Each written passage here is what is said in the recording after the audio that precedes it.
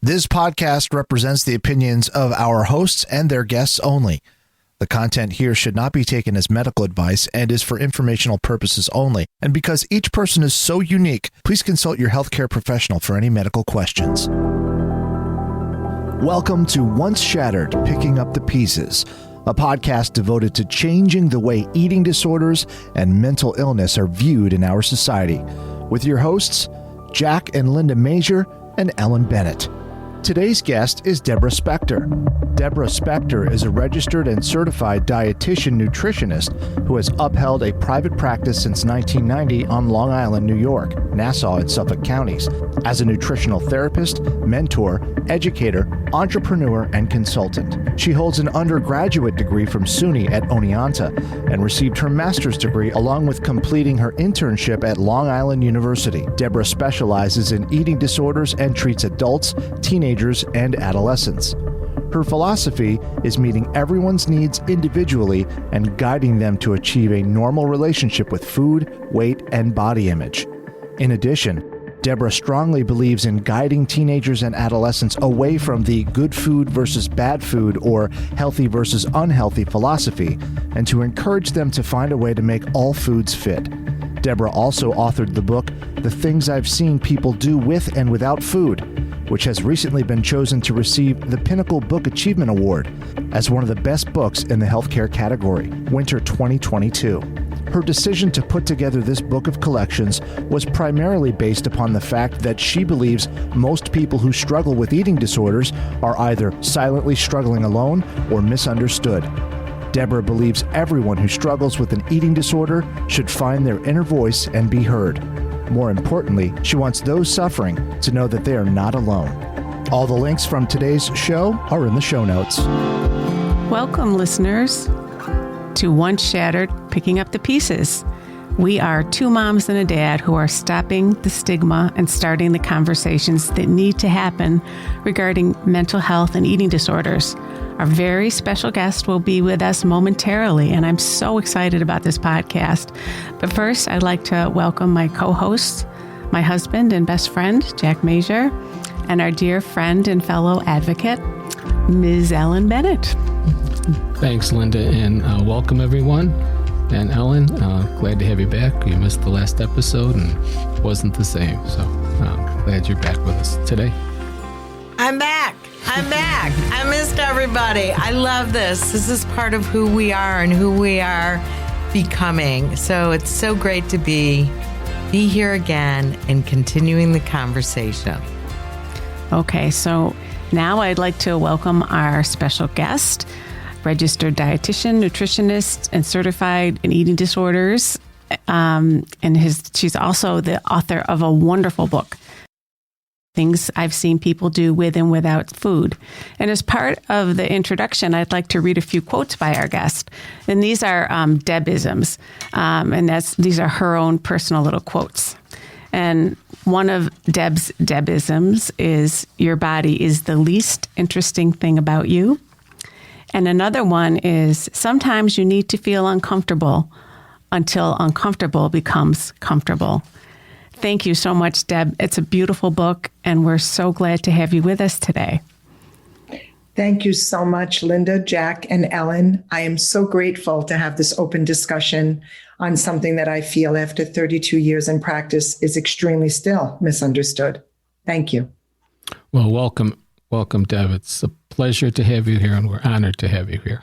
Welcome. It's amazing to be here and start that conversation, continue that conversation, that we still have so much to do. You have an astonishing career working with people, and we still have more work to do. Thank you for all you do. Thank you, Ellen. So, Deb, can you just tell us a little bit of your personal journey, share a little bit with us, and what influenced you in choosing your career path? Absolutely. Thank you for the question, Jack. You know, growing up as a child, many of us have ethnic backgrounds where food and weight and body image, when you're younger, aren't meaningful at all because you're just growing up in that dynamic. And it wasn't until I was in my 20s that I realized the dynamic, what was happening wasn't normal. And as I moved forward and I began my supervision in this field, it became even more apparent to me. And the unfortunate thing is that most of my family have eating disorders. Again, growing up, I had no idea what that was. And my own personal journey was to help myself establish a normal relationship with food and weight and body image. And not an easy task when you grow up with family dynamics. My mother and her twin sister, I was told when I became an adult, were told by my grandmother that they were stupid and fat at young ages, and they were twins. And when you tell a child that you're stupid and fat, quite frankly, guys, you become stupid and fat because that's how you grow. And I really wanted to help this population to learn that whatever you have, childhood trauma, issues, things you've learned, eating, you can actually turn the corner and really establish a normal relationship with food, weight, and body image and have a real full life. And it's been a journey, but I'm getting there slowly but slowly. Yeah, it's a mountain to climb, but you're doing it, and you're doing it wonderfully and helping so many. And thank you for that. And we have to remember our children are little sponges. Oh, they are. My mom used to say, little pitchers have big ears. You ever hear that? Mm-hmm. Yeah. I love your book. The things I've seen people do with and without food. Take a read. Get the book. Your quotes are amazing. Thank you. Debism number 5 from your book. If diets worked, you would need only one. Oh my God, how real. 95% of diets fail. We need to wake up. We need to have this conversation. Family and school environments can be so toxic from a diet culture perspective. Too often, conversations revolve around dieting, losing weight, taking off pounds. I ate too much, whatever it is. Fat and stupid. These comments have impact. This can be triggering or have a negative impact for someone who is struggling or on the edge of sliding into the eating disorder abyss, even those who are not struggling for that matter. The impact is real. How can we help raise consciousness for all of us and advocate to stop all this negative chatter? It's just so destructive. You know, Ellen, I agree with you. And that Debism that I created, which everybody really loves and gets a kick out of, right? If diets worked, we would have only needed one. You know, living in America, food, weight, body image is a huge industry, as all three of you know. Mm-hmm. Advertising, right? I tell all of my patients that you will never, ever see or hear an advertisement for a weight loss program or a gym membership right before Thanksgiving. But right before New Year's, I'm sure all of you are aware. Remember, we used to get, before the pandemic, newspapers with coupons inside for Nutrisystem and, you know, all these kinds of healthy choice meals and products that they sell, and the television advertises. And now you add social media, TikTok, Instagram, Facebook. We're filled with it. And the society that we live in is so centered, Ellen, on how we look versus how we feel or how we pay attention to what our body serves us. But I want you three to know we are doing it. You three and me. And, you know, I'm a big component of NEDA, the National Eating Disorder Association. I do a lot of my work under them. And the influencers that are the good influencers, like the three and myself, we're all trying to move it forward. The second thing I want to say, which I'm really trying hard, you know, a lot of educators are starting to understand that whether it's a school guidance counselor, or I used to volunteer. I don't know if you know who Leanna Rosenman was. She was the founder of Project Heal.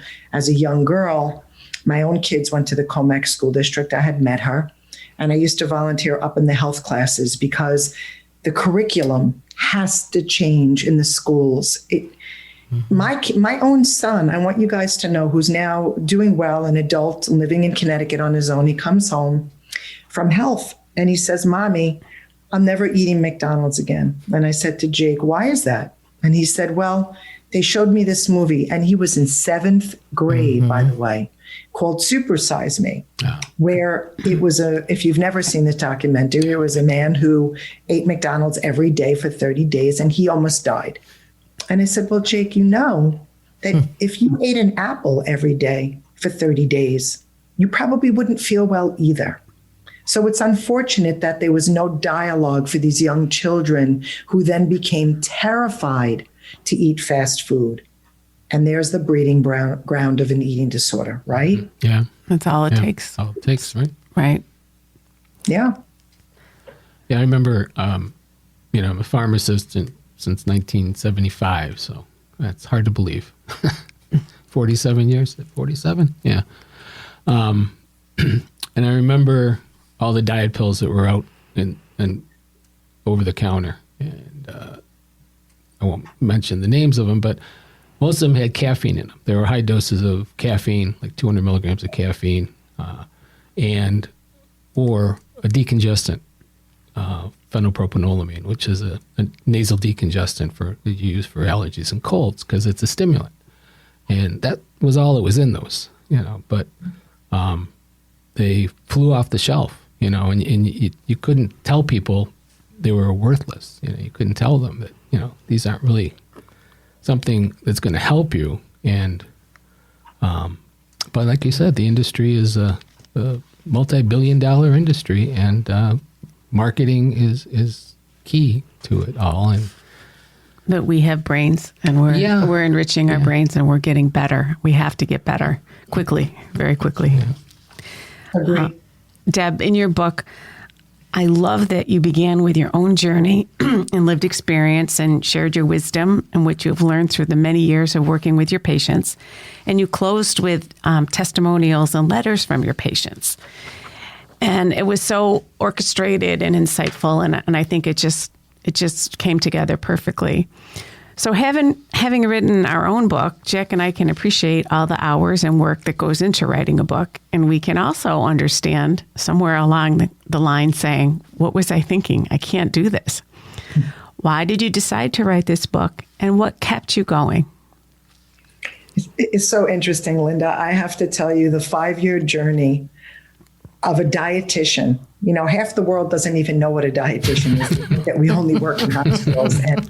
And being called a nutritionist so much, my own daughter who's now studying, to be a dietitian, we're actually medical providers, and the education and the years, it's torture. It's absolute torture. And working with this population, which is so misunderstood, I remember the first day I said, you know what? I have to write a book. Nobody really understands what eating disorders are. What is going on? They think it's a number problem. They think it's a food problem. They don't understand the mental health issue aspect of it and the struggles. And although I started the book and I wrote, and as I don't know if you know, I'm a single mom, and I owned a home and I had a private practice, but on the side every morning I would put together something and I move forward. The hardest part for me, I'm not sure if you guys felt the same, was finding a literary agent who really would pick it up and move it forward. And then one day I said, you know what, F it, because I almost threw it in that bucket, by the way. I use words on your podcast very often. I said, I'm doing it myself. And the reason why I moved it forward, and as you all know, not easy, was because nobody really understands. And I wanted those people who struggle to, first of all, have hope, to know that they're not alone in this struggle, and to see that there are, people like themselves, as well as patients of mine who have gone into full recovery of an eating disorder, and that it is possible. Because a lot of colleagues I've worked with say, you can't get into recovery of an eating disorder. I'm like, I don't think that's true. And I actually had to speak with my physician friends and psychologists about that, because I would second guess myself, like, am I writing this book for no reason? They're like, Deb, you have so many patients, and they would list the ones who were in recovery, and there is hope. And that's why I continued. Linda, that's the real reason. Yeah. Well, your compassion for your patients really shows. I mean, it just was all over every page of the book. It just came through how much you really care. And I think that sometimes it's a hard population to work with. And I think that people who do it and do it well, provide services for people with eating disorders, are very special people. And to have lived experience and have things that you can look back objectively in your own life and help somebody else is really helpful, because you can give examples of real life things that happen to all of us. And I thought it was great. The importance of a trained dietitian is so important and so critical. And I think that's also a piece that people don't realize and understand, that it's essential.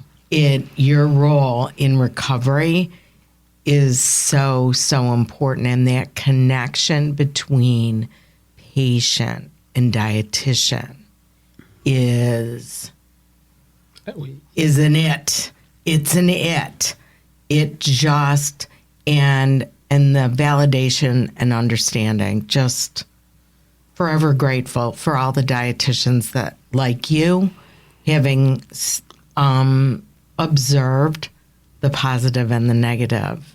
Yeah. And, in continuing to do it, because this is such a difficult population to deal with. And, somebody told me once, we sat on some classes of psychiatrists and psychologists, and I always ask them, in this age of specialization, one of you here in this room, can you specialize in eating disorders, so you understand these patients? And I was told, not by them, but by the professor who was teaching them, that they don't want it's too hard. This population is too hard, that many of them, or most of them, don't want to, specialize in it. So that's.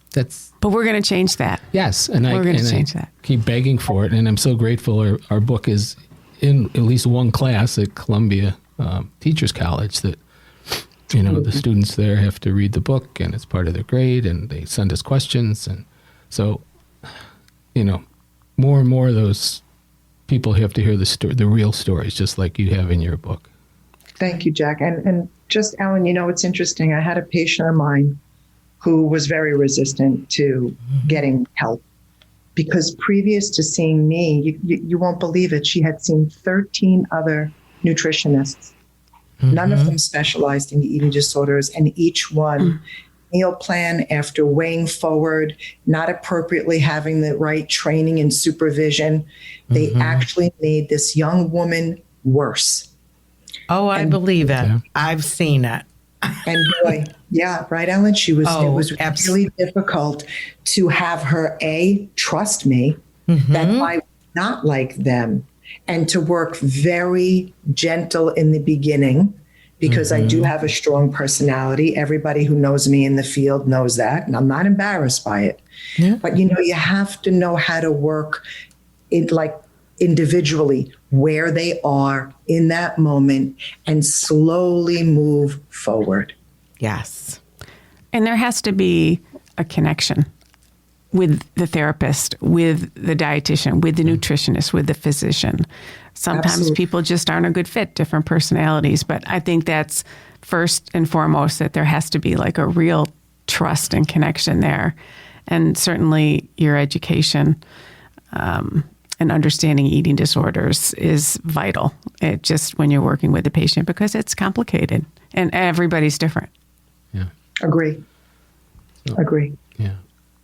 Deb, in your book, you stated that a third of the population are men, males, and their most prevalent eating disorder is binge eating disorder.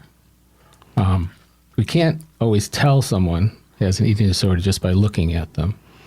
So can you comment on those statements and tell us about the insurance company's protocol requiring a consult with a dietitian before someone in a larger body undergoes bariatric surgery, and how you broach this with the patient?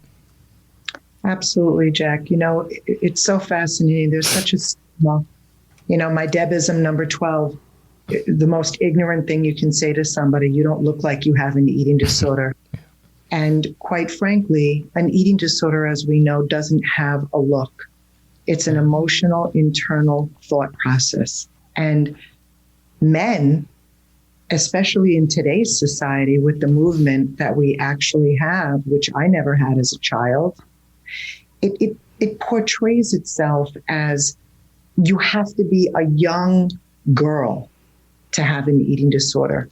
But an eating disorder doesn't have one ethnicity or sex or racial background. And we need to be open to understanding that it doesn't have that look. As far as the bariatric piece, Jack, I have to tell you, minimum of once a week, I get a phone call to my office. Hey, you're in my insurance, and I want you to give me a consult to have this bariatric surgery. And do you know what I say? I say, I understand I'm in your insurance. I don't know you, but don't you think that maybe we should get together so you can hear my philosophy and understand a bit more why you are where you are? Because one of the things I believe is you can't put a Band-Aid on something that needs to be stitched. No, that's great. Right? Yeah. You don't just wake up one day. Beautiful words of wisdom. What, Ellen? I'm sorry. Yeah. I said beautiful words of wisdom. Thank you for being so honest, because far too many people, oh, here you go. Yep. And it's like, wait a minute. Yeah. How many people get that procedure done and then continue to struggle and struggle and struggle? Is after someone has bariatric surgery, is it required that they follow up with a counseling with a dietitian? Linda, unfortunately, it's not required. So what happens when someone has bariatric surgery, because I do have a lot of patients who come in after, and it's interesting, they come in after because they don't have that follow-up, and they're, right, everyone knows when you have binge eating disorder or you're an emotional eater, you have a very strong attachment to the weight loss. I just had one of my men in yesterday, and we talked about developing, believe it or not, anorexia, where you are in a large size. He was about 450 pounds before the bariatric surgery, and he's actually lost about 200 pounds now. But it's that constant attachment to the scale, which we had a discussion about. It's the constant attachment about calorie counting and all these apps that they have now, right? Mm-hmm. And that's not living your life. So these programs don't have this kind of follow-up. They have the dietitian there. She's probably paid salary or not. And she goes over what to do, and then they let them loose. And that's not okay. So it's the same problem as when somebody has anorexia and goes away for residential treatment, and then they come back and the insurance company won't pay for their help to learn how to maintain and keep those new behaviors in place, the healthy behaviors. So it's so frustrating because it doesn't make sense, and it costs them so much more money in the long run. Absolutely true. I just got a call. One of my patients who's coming to me, she just got discharged from Columbia Presbyterian, which is down here in the city. Mm-hmm. And, she just got let loose, and she's home. And I need to know, and Linda, and Jack too, and we have to collaborate. And I will not see a patient unless they have a team. Mm-hmm. Anyone in an outpatient setting who thinks they can do this job alone should not be working. And I really feel strongly about that. Very strong. Absolutely. Yeah. I agree. can we have another podcast and just dig deeper, take a deep dive into that topic? When you think it just, oh my God, that so many thoughts were coming. So my next question kind of shifts the conversation a little bit.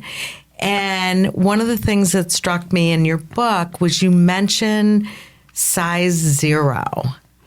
And size 0 or 00 can sometimes be a trigger for me in terms of it takes me back to a time when I was so scared. I was terrified.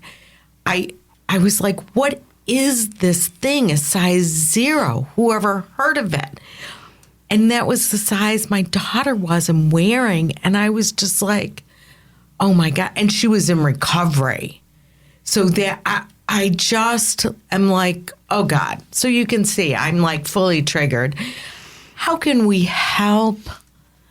Because what we're all doing is figuring out ways to help our society find balance, acceptance, and appreciation for our incredible and amazing bodies. They do so much, and we've got to shift our focus. Help us all.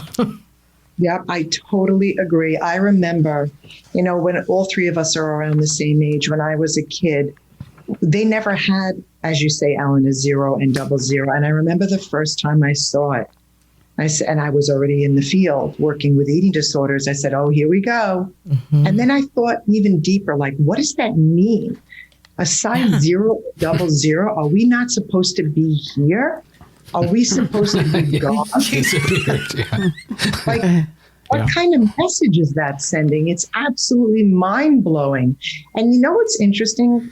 I have to tell you, when you look at the statistics and the standards of today, even though my patients don't agree, right, who have eating disorders, the most common size, Jack, sorry, but a woman is not a 0, 00, Ellen, 2 or 4. It's an actually size 10. And I say to my patients, you know how you know that's true?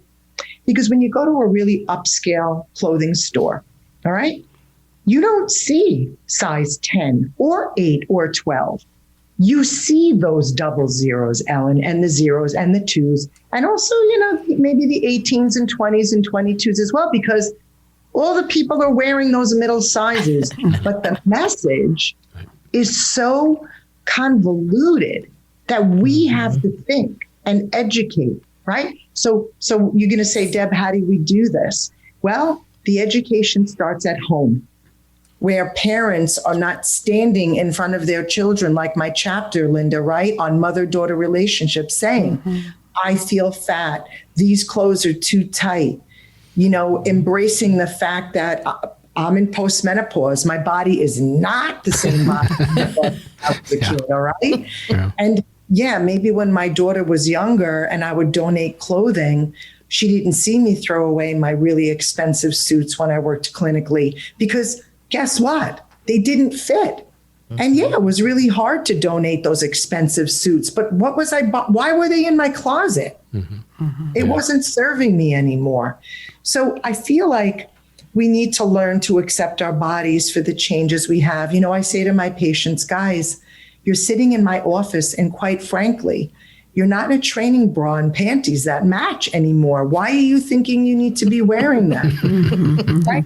Or from my younger patients, you're not in a diaper. Like, you need to move forward in your lives and the skills and embrace your body for what it offers you and how fantastic it is. Right, Ellen? Yeah. Absolutely. And food is a big part of life. And food is delicious, and there's nothing wrong with enjoying food and really tasting it. And you did write something in the book about chewing and how, well, go ahead and tell them how the chewing works when you're not when you're not fully present. Right. So I have a chapter in the book about tasting, and pre-pandemic, at least once a week, I eat with my patients. I'm starting to get back to it. My office is a large size, and we take our masks off, and, learning how to actually be present and allow yourself to taste. I think that the world is so overwhelmed in so many ways Younger children are on their devices while they eat. They watch YouTube videos. They're watching Sesame Street. It's my own children, even my adult children. I say, when you come to the table, I don't want you on your phones. I want you to sit. Let's talk. Let's taste. Let's enjoy. My ethnic background, as I mentioned early on in this podcast, food is pleasure.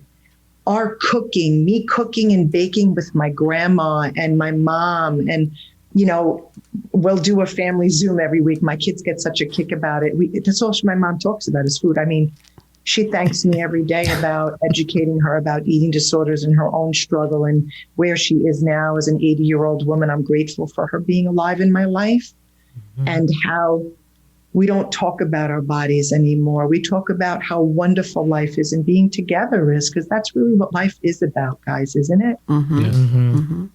Yeah. So what was the thing about chewing though? When you're not present, you chew more on one side of your mouth? Oh, that's interesting, Linda. Yeah. So tasting food, I find that my patients, with whatever hand you are prominent with, if you're a righty, you chew on your right side. If you don't realize you do, or a lefty on your left side. And your tongue is filled with thousands of taste buds that detect different flavors, right? So if you're on the right side and you're a righty and you chew food and swallow and it doesn't move over your tongue, the tip of your tongue detects sweet. You ever watch a little kid eat an ice cream cone? They lick.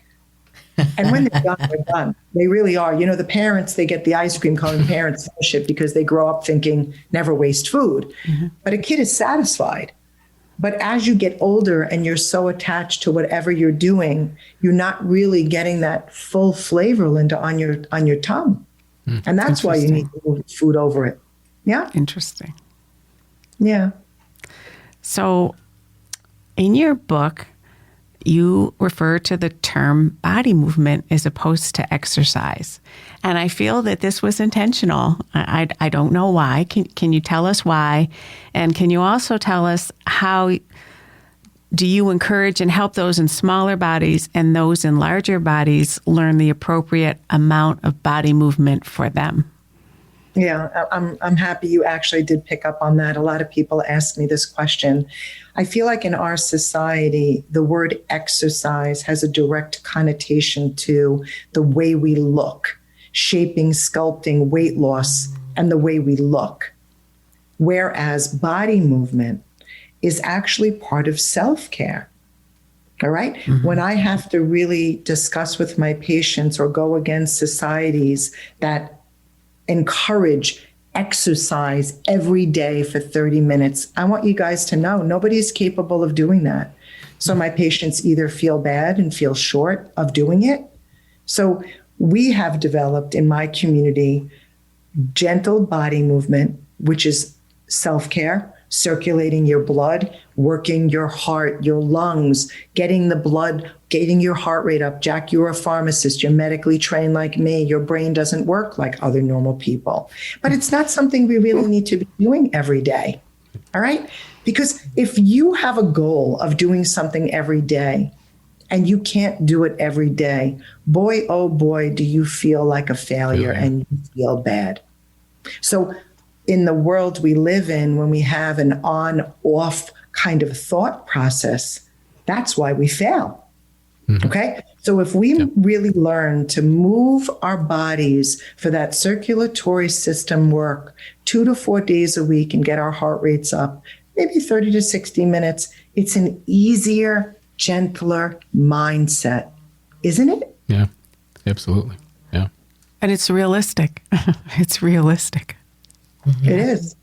And there's really not much room for failure, because if you meet the goal at 2 times or you meet the goal at 4 times because your week is crazy, you had a flat tire, your daughter got COVID, something happened and you couldn't do your 7 days, you can still meet the criteria and really feel positive, right? We have to shape this world into feeling good, not failing or feeling bad. Yeah. Right.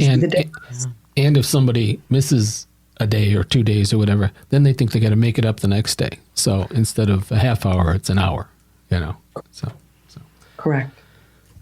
So the one statistic that I tell people that shocks them is that every 52 minutes, someone dies as the direct result of an eating disorder. People say, people die from an eating disorder? Yeah. And the medical community is now starting to screen children at a much younger age. And that's the other thing people don't realize, that kids 5 years old now, they're seeing kids 5 years old with an eating disorder. And up to 80 years old. So, the people are shocked by that too. So that's great. I mean, it's fantastic, because obviously the earlier someone's diagnosed and treated, the more likely recovery is of any illness. So, yet many individuals have fallen through the cracks of our current healthcare system. Many adults.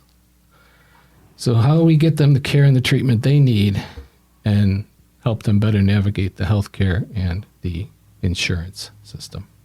So you all know, I mean, look what you own, unfortunately experienced on your own, but it is a definite battle.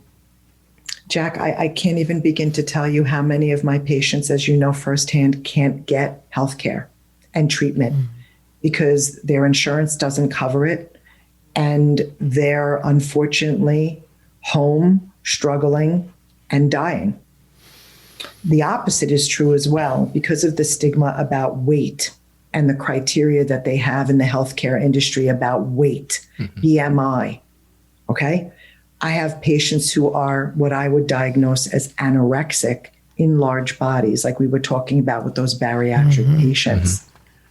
And they don't feel good enough, because if you can't go inpatient because they don't look a certain number or weigh a certain number, it's very misunderstood. As a matter of fact, I have a patient right now who we're trying to get into the Montanito system, which I really love down here on Long Island. And her own psychiatrist, who I love and adore, she said to me straight out, Deb, her BMI isn't low enough. She can't get into Montanito. And I said, Alex, you're wrong. Her behaviors are not changing. She needs inpatient care to stabilize her eating. She is restricting all day and binging and over-exercising. And when you're in a residential treatment center, monitored 24/7, those things will shift for her. And then she can come back with a more structured manner and learn how to cope with the emotional things going on in her family dynamic, which obviously she has no control over. But nobody tells anybody that, right? Well, and that makes sense. And makes that's perfect sense. Part of the reason we wrote the book was to get Emily wanted her story told, so in hopes that it would help others.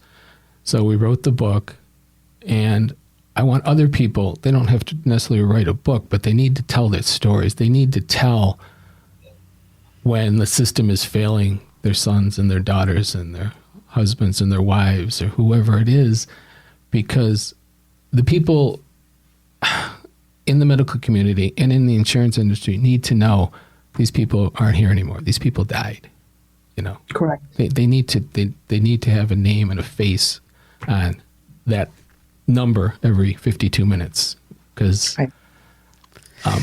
celebrities have a problem, and it's great now that they're coming out with their mental health issues now. The COVID's brought them out, and they get on talk shows, national talk shows, and that's great, but there's regular people out there and regular families out there that are suffering just as much or more. Everybody's mental health matters. Right. Everybody. Right. So, yes. So I just think if these people making the decisions knew the consequences of those decisions, maybe they would think a little bit harder the next time.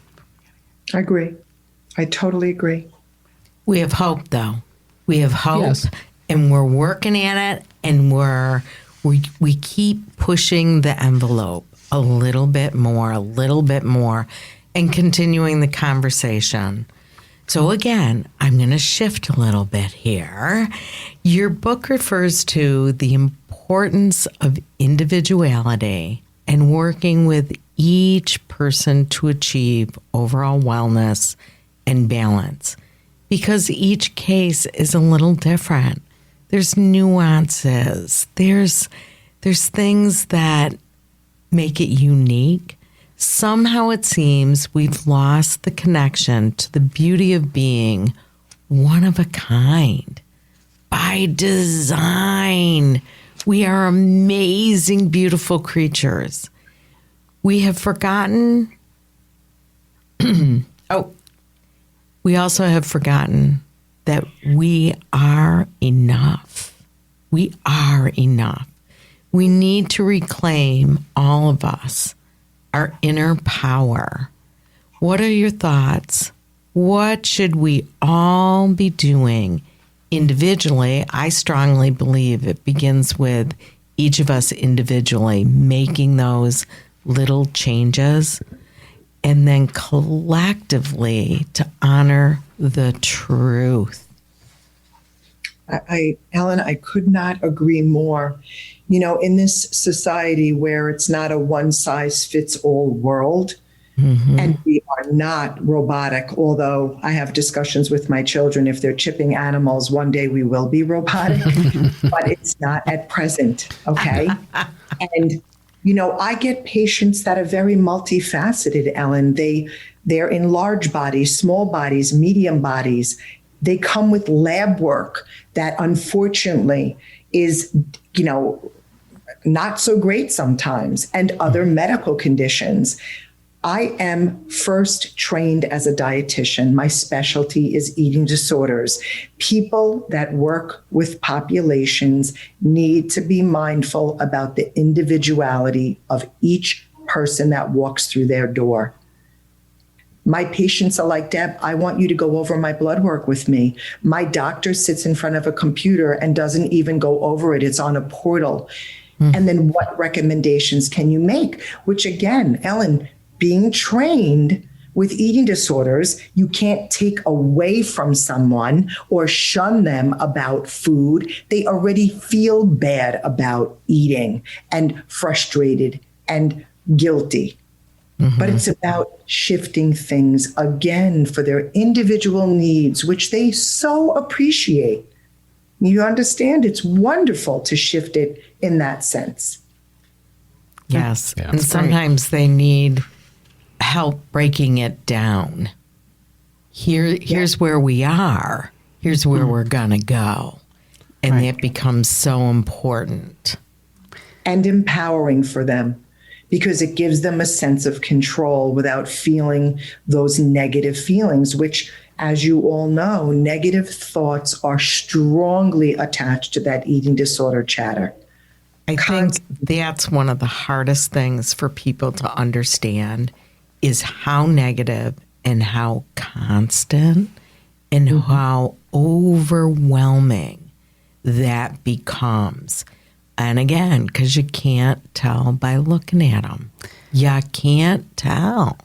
And I have said several times during this podcast that people with eating disorders, can be hard to treat. They're tough to treat sometimes. But I would say that everybody I know, and most of the people that I am connected with have anorexia, a few with binge eating disorder.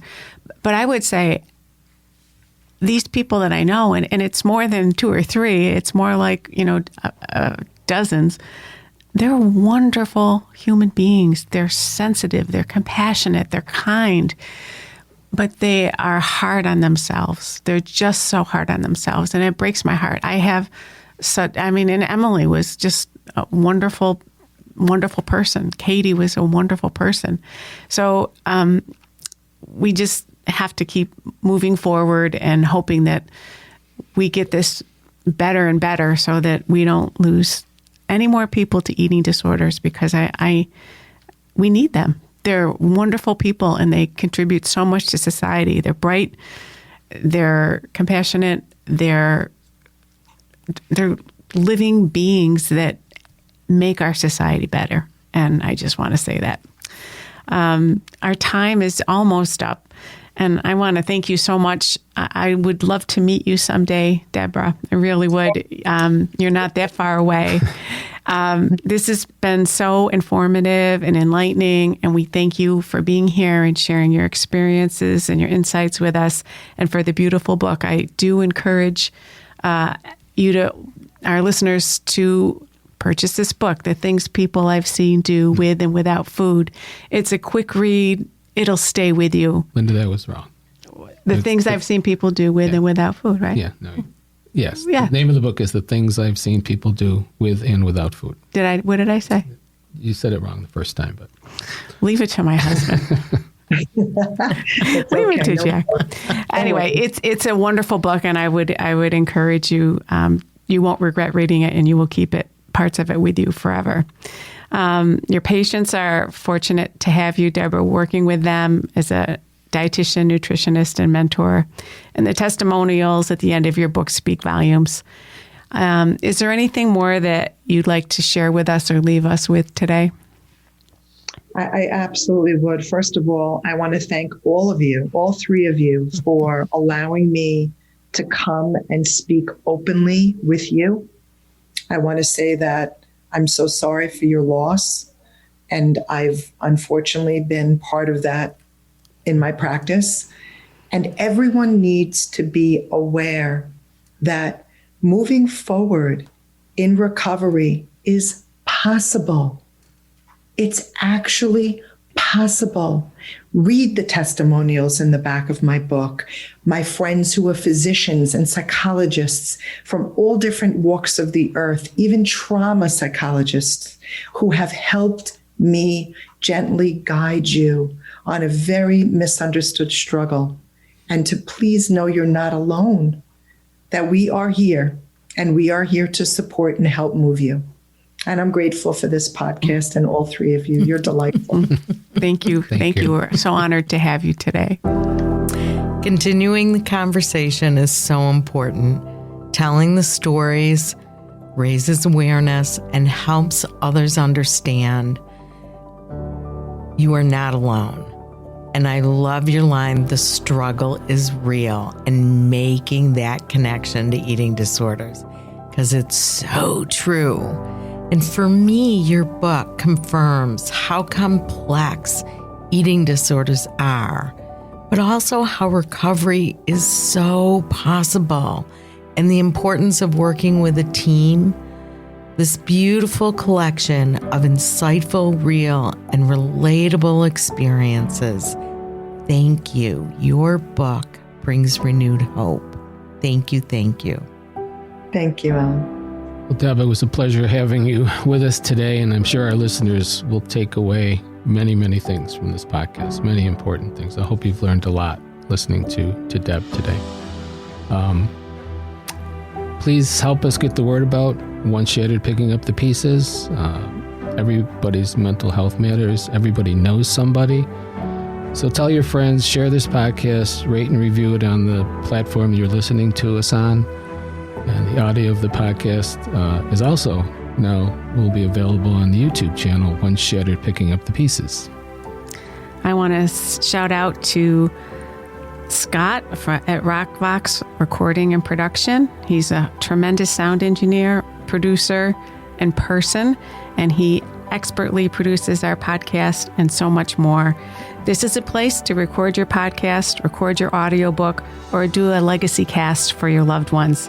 Thank you, everyone, for listening. This has been great. Thanks, everybody. Have a great day. Thank you. Talk to you soon.